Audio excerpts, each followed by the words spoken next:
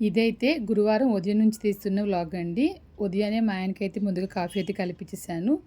బుధవారం రాత్రిగా గ్యాస్ అయిపోయిందని చెప్పాను కదా! ఇంక అందుకని చెప్పేసి కరెంట్ స్టవ్‌లో అయితే చేస్తున్నానండి. ఎప్పుడైతే 15 రోజులు ఉందనగానే బుక్ చేస్తాం గానీ, పని హడావుడిలో పడి మర్చిపోయామనమాట.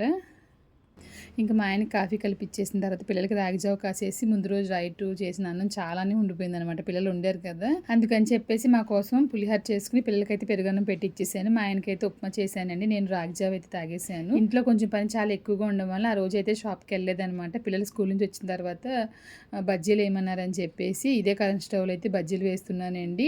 ఇది చాలా పాత స్టవ్ అనమాట. ఎంత ఇబ్బంది పెట్టేసిందంటే టెంపరేచర్ వచ్చి పెరుగుతూనే ఉంటుంది కానీ తగ్గదనమాట. దానివల్ల చాలా కష్టమైపోయింది. ఇంక రాత్రిగా అయితే తట్టిడ్లీ వేసేసి ఉల్లిపాయ చట్నీ చేశానండి. ఈ తట్టిడ్లీ రెసిపీ, ఉల్లిపాయ చట్నీ రెసిపీ వీడియో అయితే చేశాను. ఎడిటింగ్ అంతా పూర్తయిన తర్వాత పోస్ట్ చేస్తాను. ఇంక ఈ రోజైతే ఈ విధంగా అయితే గడిచిపోయిందనమాట.